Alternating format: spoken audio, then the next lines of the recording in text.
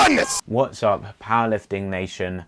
Powerlifting America Nationals has just started and we have already seen a big upset in the under 66 kg class, and I think that we could maybe see some more big upsets throughout the rest of the competition. So before this competition, we all assumed that there were probably three kind of favorites for the competition. So we had Austin Nikolai. Austin Nikolai is the youngest. He's only 21 years old. So technically he's a junior. However, he was competing in the Open today and he's looking really strong. He currently has the junior world record in the under 66s of 692.5 kg.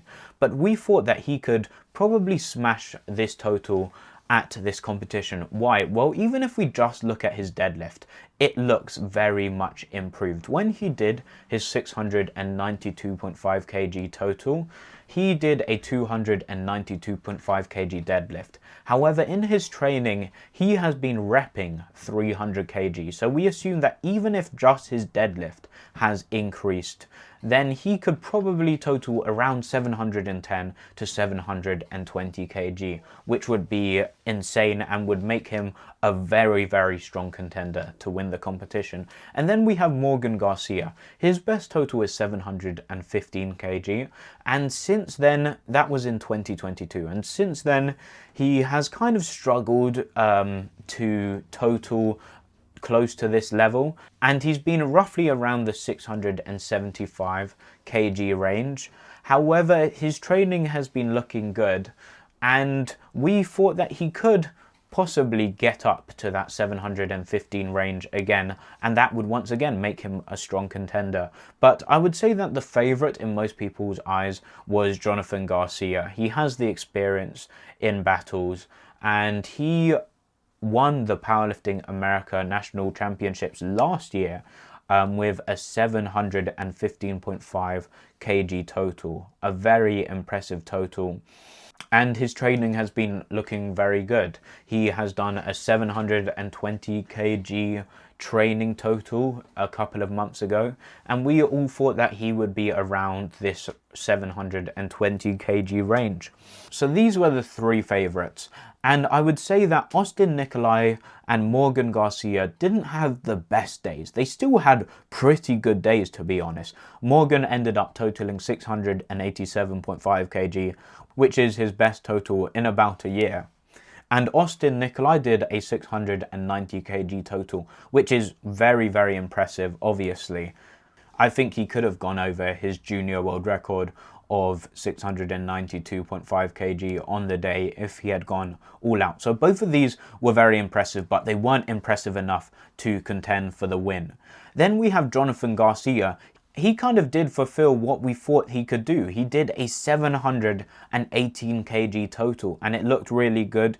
This included a 185.5 kg American bench press record, which is very, very impressive for someone weighing 66 kilograms. However, Jonathan Garcia didn't win the competition. Avery Jackson, the dark horse of the competition, won the competition with a 720 kg total. Not a lot of people were talking about Avery Jackson, and not a lot of people thought that Avery Jackson could win the competition. However, he did, and I would say that his total was reasonably comfortable. He didn't really have to grind out any of his lifts, and so he will be the under 66 representing America at the World Championships later this year. And I think this is exciting. Why? Because his best total is 700 kg in competition. And so he has managed to increase this total by 20 kg at this competition. And so we don't know, maybe he will be able to do a 740 kg total at the World Championships, which would be extremely impressive. If we disregard Zhao Backlund, he's kind of in a league of his own. Zhao obviously cut down to the under 66s from the 74s for Sheffield this year, won the competition, won himself £25,000 and did a total of 770 kg. However, apart from Zhao Backlund, the best total in the IPF in the under 66 kg class is 725 kg. So I would definitely say that this was a statement by Avery Jackson. I think that Zhao Backlund will probably leave the under 66 kg class in the next year or so. And so once Zhao Backlund leaves, Avery Jackson could be the man to lead the under 66 kg class. He definitely has a winner's mindset. And I think that this is a lesson. This Powerlifting America competition is probably the most competitive competition we have seen, especially on the men's side. And we could be surprised with some of the outcomes.